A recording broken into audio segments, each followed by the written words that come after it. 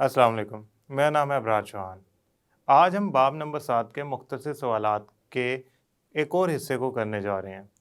इसके अंदर मुख्तसर सवाल नंबर 11 से लेकर मुख्तसर सवाल नंबर 17 तक के जवाबात शामिल हैं।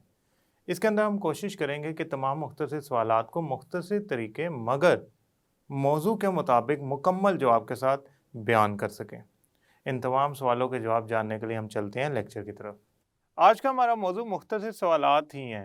ये तीसरा लेक्चर है जिसमें हमने मुख्तसर सवालात के बाकी सवालों के जवाब देने हैं। इसके बाद एक और लेक्चर में बाकी सवालात के हम जवाब देंगे। इस में हम जो मौजू ज़्यादातर अपने जहन में लाते हैं वो गैल्वानिक सेल और नेल्सन सेल या इलेक्ट्रोलाइटिक सेल से मुतल्लिक हैं। एनोड और कैथोड को बार बार हम उसका तफसीली जायज़ा ले रहे हैं। उसका फ़ायदा ये हो रहा है कि हमारे जहन में उठने वाले हर सवाल का जवाब मिलता जा रहा है। तो सबसे पहले हम चलते हैं 11वें सवाल पे और देखते हैं ये क्या कह रहा है। डैनियल सेल में से जिंक इलेक्ट्रोड से इलेक्ट्रॉन जाते हैं सर्किट से बाहर की तरफ और वो जाते हैं बाहर से कॉपर की तरफ। असल में बात यूं है कि डैनियल सेल के हैं दो हाफ सेल, एक है जिंक इलेक्ट्रोड वाला हाफ सेल, ठीक है, ये जिंक इलेक्ट्रोड है और ये बाहर वोल्ट मीटर से जुड़ा हुआ है और ये जिंक के सॉल्यूशन में डूबा हुआ है। ये दूसरा है हाफ सेल, ये है कॉपर का, ये कॉपर का इलेक्ट्रोड है, कॉपर के सॉल्यूशन में डूबा हुआ है और बाहर वोल्ट मीटर से जुड़ा हुआ है और इनके दरमियान एक होता है साल्ट ब्रिज जो इन दोनों को जोड़ के रखता है, साल्ट ब्रिज।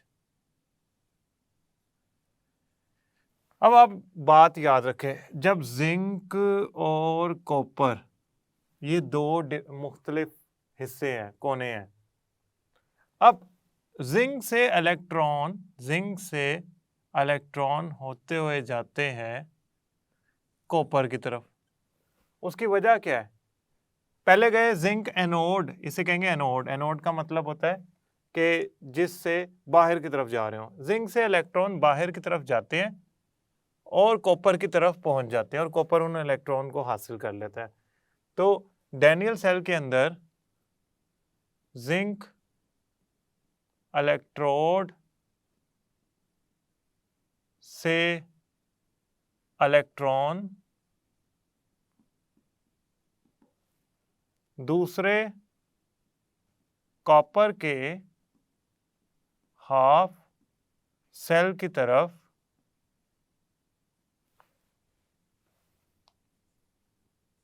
जाते हैं।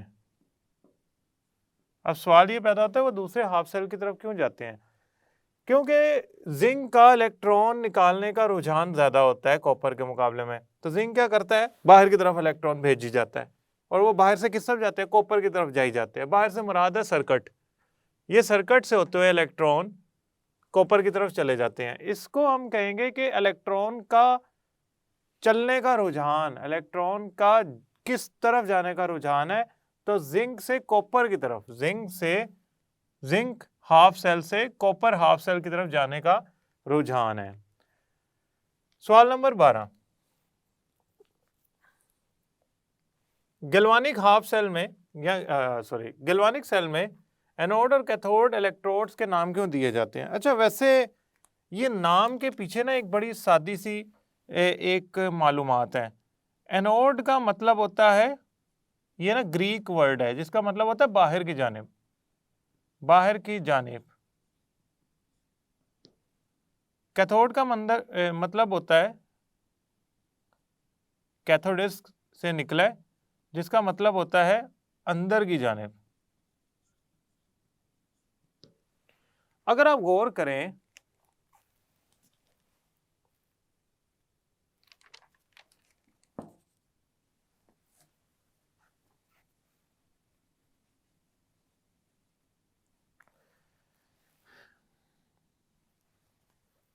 कैथोड का मतलब होता है नीचे की जानिब।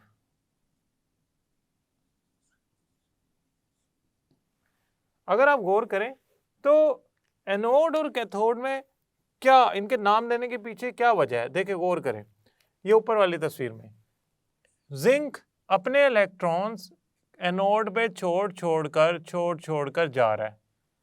जिंक अपने इलेक्ट्रॉन एनोड पे छोड़ के जा रहा है। वो इलेक्ट्रॉन एनोड से बाहर की जानिब निकल रहे हैं और दोबारा गैल्वानिक सेल में दाखिल हो रहे हैं कॉपर की तरफ से नीचे। तो ये तो सारा यही बात हो रही है कि एनोड से इलेक्ट्रॉन निकल कर बाहर सर्किट में जाते हैं।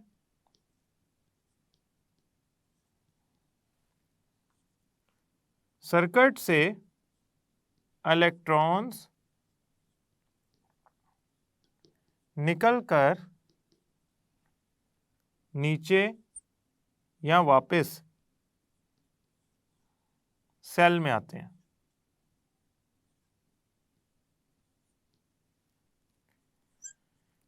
जिसकी वजह से हम उसे कहते हैं कि ये असल में एक ऐसा सर्किट है, ये एक ऐसी चीज़ है जिसमें एक तरफ से इलेक्ट्रॉन निकल रहे हैं, एक तरफ से इलेक्ट्रॉन दाखिल हो रहे हैं।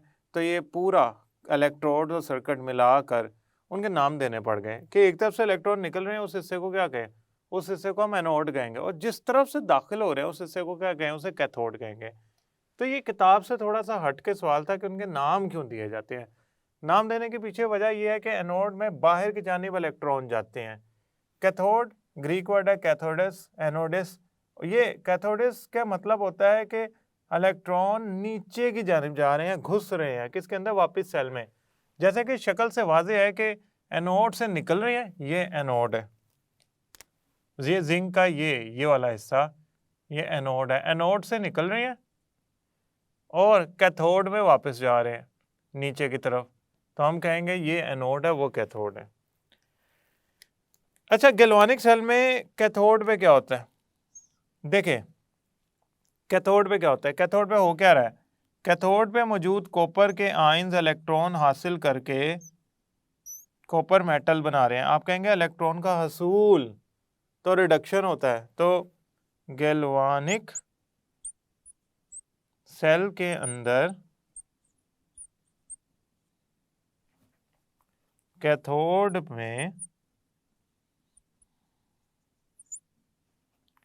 इलेक्ट्रॉन्स का हसूल हो रहा है, लिहाजा ये रिडक्शन रिएक्शन कहलाएगा। आपसे पूछा जाए कैथोड पे क्या हो रहा है, तो आपने कहना रिडक्शन रिएक्शन हो रहा है। तो कैथोड पे रिडक्शन रिएक्शन हो रहा होता है। नेल्सन सेल में कौन सा सॉल्यूशन बतौर इलेक्ट्रोलाइट इस्तेमाल होता है? इसको समझने के लिए ना तो एक बात समझें। अगर मैं इलेक्ट्रोलाइट इस्तेमाल करता हूँ मोल्टन पिघला हुआ सोडियम क्लोराइड, तो वो तब्दील होता है दो आयंस में, सोडियम और क्लोराइड आयन, लिक्विड पिघला हुआ, ये तब्दील होगा आयंस में। अब जब ये आयंस में तब्दील होगा तो होगा यूं कि ये आयंस बदल जाएंगे, तब्दील हो जाएंगे, बदल नहीं जाएंगे, ये आयंस इलेक्ट्रिसिटी को गुजारेंगे। लेकिन जब आप नेल्सन सेल की बात करते हैं ना, तो उसमें हमने सोडियम क्लोराइड का कंसंट्रेटेड सॉल्यूशन पानी में बनाया होता है। जब पानी में सोडियम क्लोराइड का कंसंट्रेटेड सॉल्यूशन बनाते हैं ना, तो सोडियम आयन और क्लोराइड आयन ही बनते हैं, लेकिन इसके साथ दो और आयन बनते हैं। वो कौन से हैं? हाइड्रोजन आयन और हाइड्रोक्सिल आयन। अब आप इस बात को गौर से देखें, सोडियम आयन और हाइड्रोक्सिल आयन ये दो आयन है, ये दो मुख्तलिफ आयन है। ये मिलकर सोडियम हाइड्रोक्साइड बनाते हैं और क्लोराइड और हाइड्रोजन जो है वो इलेक्ट्रोड्स पे जाके हाइड्रोजन गैस और क्लोरीन गैस बनाते हैं। अब हमने इसका जवाब देना है, नेल्सन सेल में कौन सा सॉल्यूशन बतौर इलेक्ट्रोलाइट इस्तेमाल होता है? ये वाला। क्यों? हमारे ये सोडियम हाइड्रोक्साइड प्रोडक्ट है जिसको बनाने के लिए हम इतनी मेहनत कर रहे हैं।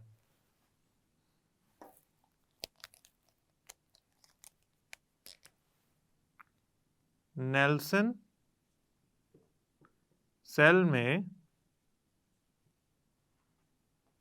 सोडियम क्लोराइड का कंसंट्रेटेड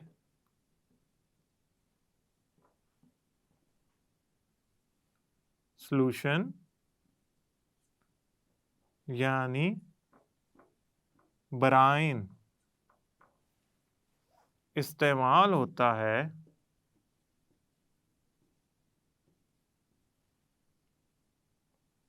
नेल्सन सेल में सोडियम क्लोराइड का कंसंट्रेटेड सॉल्यूशन यानी कि ब्राइन इस्तेमाल होता है बतौर इलेक्ट्रोलाइट।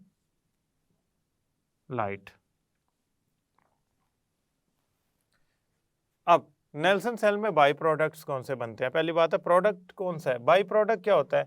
जो प्रोडक्ट के अलावा बने, बाई प्रोडक्ट। बाई प्रोडक्ट वो होता है जो प्रोडक्ट के अलावा बनता है। अब प्रोडक्ट क्या है? हमारी नेल्सन सेल में जो प्रोडक्ट है वो है कास्टिक सोडा, सोडियम हाइड्रोक्साइड, ये हमारी प्रोडक्ट है। बाई प्रोडक्ट क्या है? बाई प्रोडक्ट वो होते हैं जो प्रोडक्ट के अलावा बनते हैं। आपको याद होगा कि मैंने आपको जब ये समझाया तो मैंने बताया था इसमें ये और ये मुख्तलिफ इलेक्ट्रोड्स पे जाके डिपॉजिट होता है या रिएक्शन करता है। इसमें जो बाई प्रोडक्ट्स बनती हैं वो हाइड्रोजन गैस बनती है,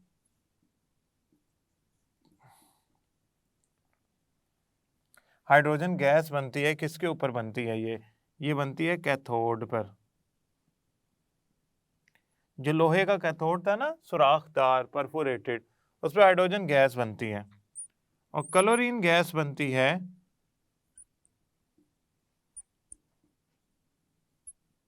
एनोड पर। अब हम ऐसा करते हैं कि इसके बाद दो और सवालात करते हैं और फिर हम अगले लेक्चर की तरफ चलेंगे। अब हम ना जो हमारे बाकी सवालात थे ना, जो 15 तक किए थे, उसके बाकी दो हिस्से करने और फिर ये लेक्चर खत्म हो जाएगा। गैल्वेनाइजिंग क्यों की जाती है? देखिए, गैल्वेनाइजिंग का मतलब होता है जिंक की तह जमाना तबई तरीके से।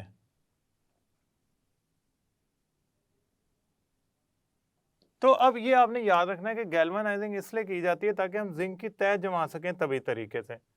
अब देखें उसका फायदा क्या होता है। फायदा क्या है, मतलब हम क्यों करते हैं, ये सवाल हमसे पूछा जा रहा है। इसका फायदा ये होता है कि लोहे को क्रोयन या जंग से महफूज रखने के लिए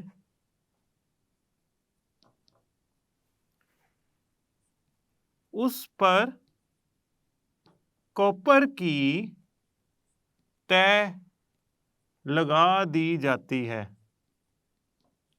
अब आप सोच रहे होंगे अगर कॉपर की तह उस पर लगा दी जाती है तो उससे क्या नुकसान होगा या फायदा होगा? उससे फायदा होगा। उससे फायदा ये होगा जंग से महफूज हो जाएगी। उसका दूसरा भी फायदा होता है कि मिसाल के तौर पर कहीं से कॉपर की तह टूट गई है, खलल आ गया, खाली हो गई है, उतर गई है, तो वहां से जो स्टील है या आयरन है वो वाजे हो गया, वो हवा के सामने आ गया, वो नमी और हवा दोनों के सामने आ गया। तो वहां पे तो क्रोजन शुरू हो जानी चाहिए क्योंकि वहां से तो जिंक उतर गई है। लेकिन ऐसा नहीं होता। जिंक उस जगह पे क्रोजन को इसके बावजूद रोकती है कि वो वहां से उतर गई है। इसे कहते हैं सैक्रिफिशियल कोटिंग। इसे कहते हैं सैक्रिफिशियल कोटिंग। सैक्रिफिशियल कोटिंग क्या होती है कि इसके बावजूद कि वो कहीं से खाली हो जाए, वो जिस मेटल के ऊपर लगी हुई है उसको बचा ले। वो इसके बावजूद कि वो खाली हो जाए, वो जिस मेटल के ऊपर लगी हुई है उसको बचा ले। इसे कहते हैं सैक्रिफिशियल कोटिंग। हमने एक बात याद रखनी है, वो बात ये याद रखनी है कि हमारे पास जिंक जो होता है वो जहां इस्तेमाल होता है, अगर वो टूट भी जाए, वहां से कहीं से उसकी कोटिंग टूट भी जाए, तय उतर भी जाए, कोटिंग किसी जगह से, मुकम्मल नहीं, किसी थोड़ी सी जगह से उतर भी जाए, उसके बावजूद वो आयरन को, लोहे को, स्टील को बचा लेगी तब तक जब तक वो कहीं किसी जगह पे कायम है। असल में जब वो स्टील के साथ जुड़ी होती है ना, तो जिंक जो होता है वो उसका इलेक्ट्रॉन देने का रुझान होता है लोहे के मुकाबले में, आयरन के मुकाबले में, स्टील के मुकाबले में। तो जिसका देने का रुझान ज़्यादा होता है ना, वो ज़्यादा जल्दी ख़राब होता है। तो जिंक आयरन के साथ जब जुड़ता है तो वो आयरन के मुकाबले में ज़्यादा जल्दी ख़राब होने को तरजीह देता है और आयरन को बचा लेता है। 17वां, आयरन की जाली को अक्सर रंग क्यों किया जाता है? आपको याद होगा, आयरन अगर खाली हो तो उस पर जंग लग सकता है। आयरन को आसानी से जंग लग सकता है हवा और नमी की मौजूदगी में। जंग से बचाने के बहुत से तरीके हैं। उनमें से एक तरीका क्या है? रंग करना या ग्रीस लगाना। अगर आप ग्रीस लगा देंगे तो वो जाली इंतहाई खराब लगेगी, गंदी लगेगी और वो बुरी लगेगी। लेकिन अगर आप रंग लगाएंगे, ना से उस पे कोई ख़ास रंग लग जाएगा, चढ़ जाएगा, बल्कि वो क्रोयन से भी महफूज हो जाएगी। यही वजह है कि आयरन की जाली को हम अक्सर और बेशतर घरों में भी आपने देखा होगा रंग करते हैं। एक ख़ास वक्त के बाद अक्सर रंग किया जाता है। उसकी वजह ये पहले से मौजूद पेंट उतर जाता है किसी वजह से, तो दोबारा उसे रंग करना पड़ जाता है। लेकिन रंग करने का फ़ायदा क्या होता है? ये फ़ायदा इस तरह होता है कि मिसाल के तौर पे ये स्टील है या आयरन है, इसके ऊपर अगर हम रंग कर देंगे तो रंग की एक तह जम जाएगी। इसके ऊपर रंग की जब तह जम जाएगी तो वो हवा में मौजूद नमी और पानी, नमी और या पानी और हवा दोनों को स्टील तक नहीं, आयरन तक नहीं पहुंचने देगी, जिससे आयरन जो होगा वो क्या करेगा? बच जाएगा। किससे बच जाएगा? क्रोयन से बच जाएगा।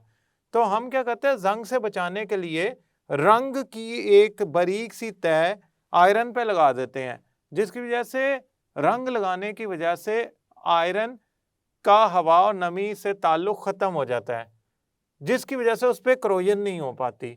लिहाजा हमारी जाली बार बार रंग करनी पड़ती है ख़ास अरसे के बाद, ताकि वो क्रोयन से मुकम्मल तौर पे महफूज रहे। वैसे भी रंग स्टील के मुकाबले में किसी हद तक सस्ता भी होता है और वो एक खूबसूरत चीज़ भी है, जिसके लगाने से उसकी खूबसूरती में भी इजाफा होता है। तो आयरन की जाली क्रोयन से भी बचाती है और खूबसूरती में भी इजाफा करती है। मैं उम्मीद करता हूँ लेक्चर आपको समझ आया होगा। अगले लेक्चर तक के लिए अल्लाह हाफिज़।